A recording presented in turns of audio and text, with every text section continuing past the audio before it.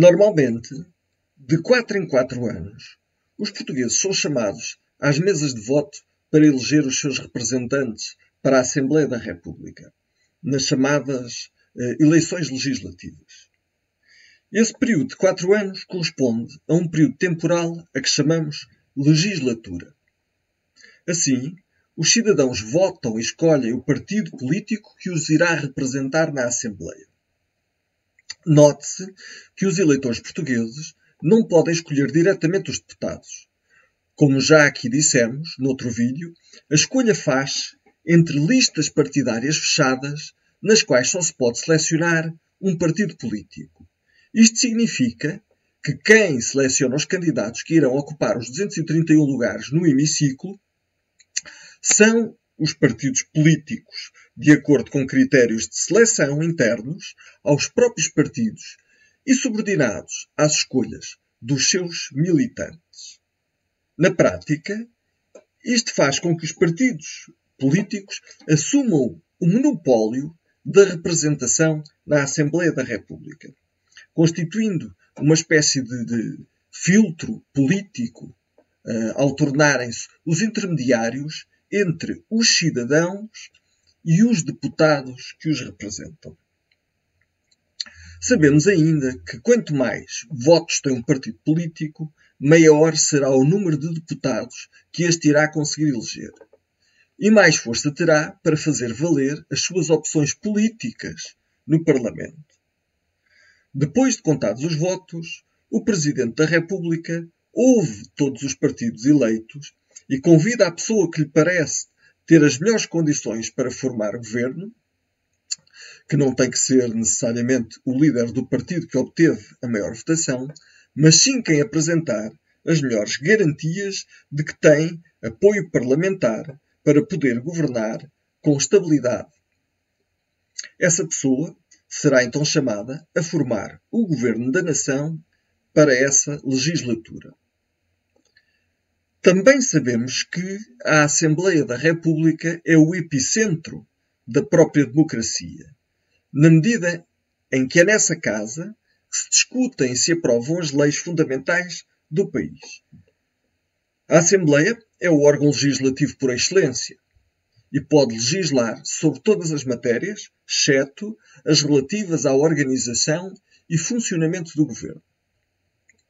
Há matérias sobre as quais só a Assembleia pode legislar. São as chamadas matérias de reserva absoluta de competência legislativa. Como é o caso, por exemplo, da Constituição ou o Orçamento de Estado.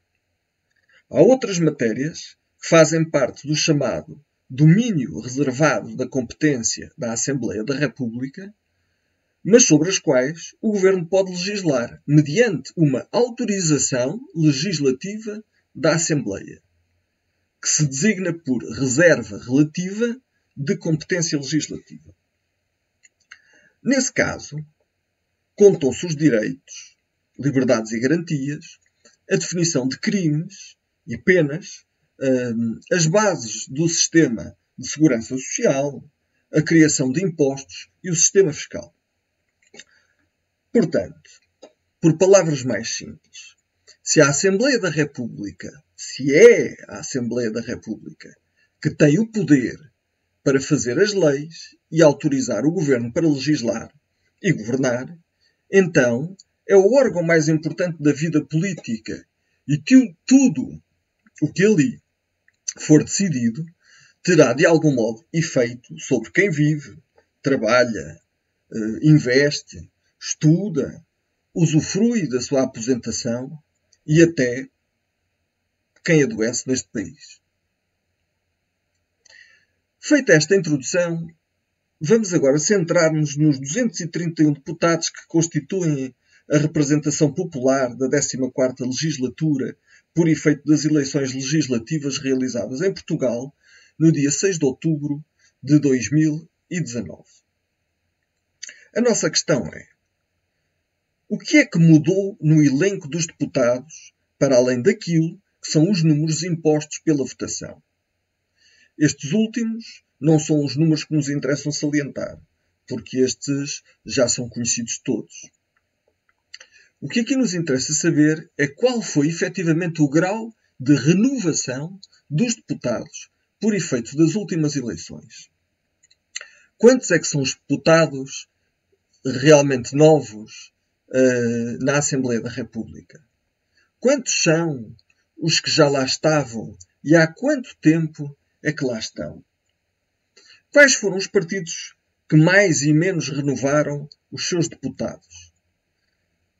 Vamos então ver as respostas. Começando pelos vencedores, o PS elegeu 108 deputados. Destes, 63 já eram deputados na Assembleia da República e 45 chegaram à Assembleia pela primeira vez. O que corresponde a um valor de renovação de 42%. E o total do grupo parlamentar apresenta uma média temporal de 2,47 legislaturas. Dos 63 deputados repetentes, temos 30 com 2 legislaturas, 10 com 3 legislaturas e 23 com 4 ou mais legislaturas.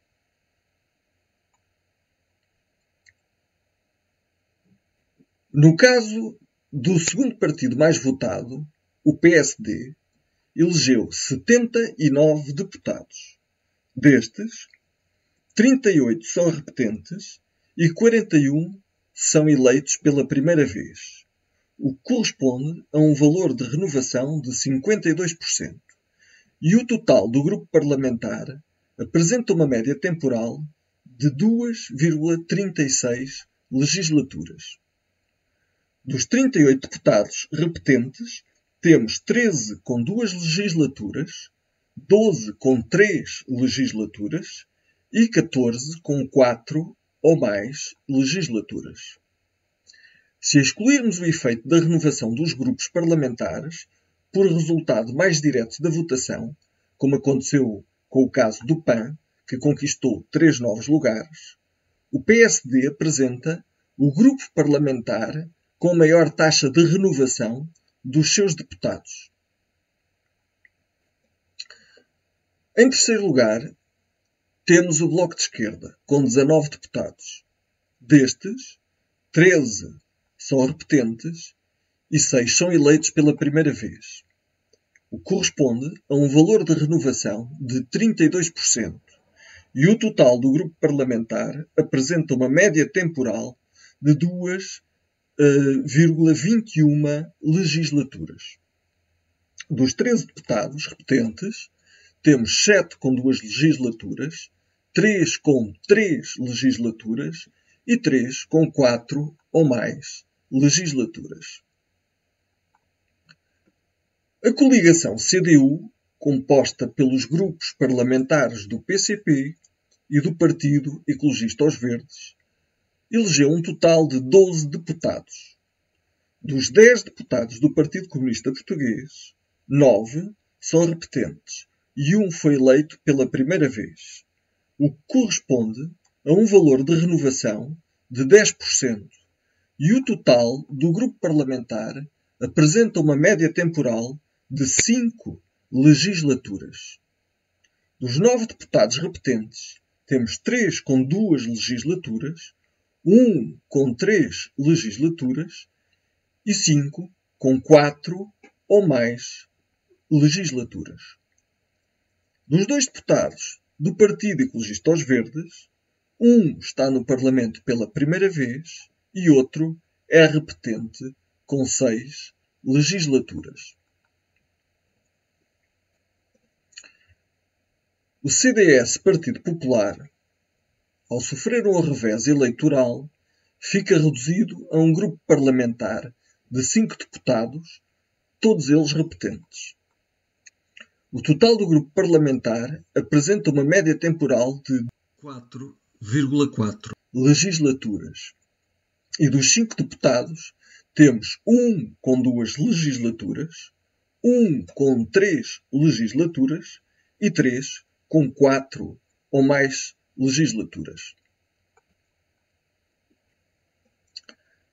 O PAN, que como já referimos conquistou 3 novos lugares neste caso, por efeito da votação, e o seu grupo parlamentar, juntamente com os 3 novos partidos, Chega, Iniciativa Liberal e Livre, que conquistaram cada um deputado, contribuem no total para 3% da renovação dos lugares na Assembleia da República.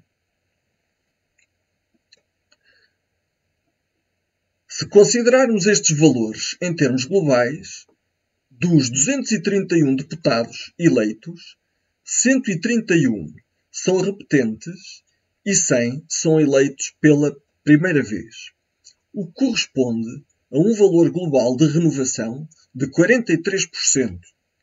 Dos 131 deputados repetentes, temos 55 com 2 legislaturas, 27 com 3 legislaturas e 49 com 4 ou mais legislaturas. Se considerarmos apenas os 76 deputados com 3 ou mais legislaturas, estes correspondem a 25% do total dos assentos parlamentares, o que em condições normais de duração das legislaturas significa a permanência durante 12 anos na Assembleia da República. De todos os dados apresentados, podemos concluir que tem havido uma tendência de profissionalização dos parlamentares, atendendo ao número elevado de mandatos acumulados por uma boa parte dos deputados. Esta tendência verifica-se especialmente nos partidos políticos mais antigos, que possuem grupos parlamentares de reduzidas dimensões. Nestas condições, e na presente 14ª legislatura, destacam-se nomeadamente o CDS, Partido Popular, e o Partido Comunista Português. Para finalizar, se considerarmos isoladamente os deputados com o maior número de legislaturas, em primeiro lugar, com a medalha de ouro, temos Jerónimo de Sousa, com 14 legislaturas. Marcando a sua presença desde a Assembleia Constituinte de 1975.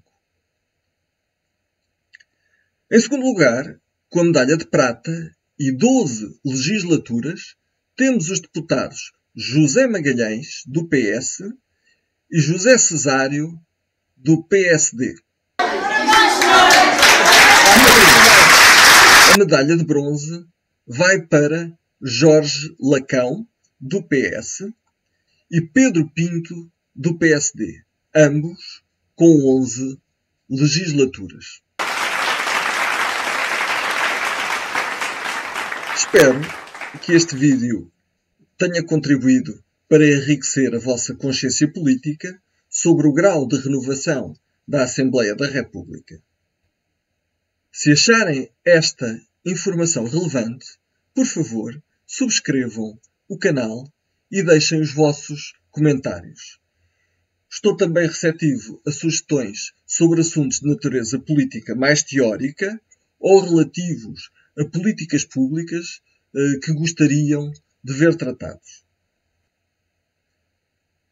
Quem quiser apoiar este canal com um donativo, agradeço que visitem a página www.patreon.com, a minha mão direita.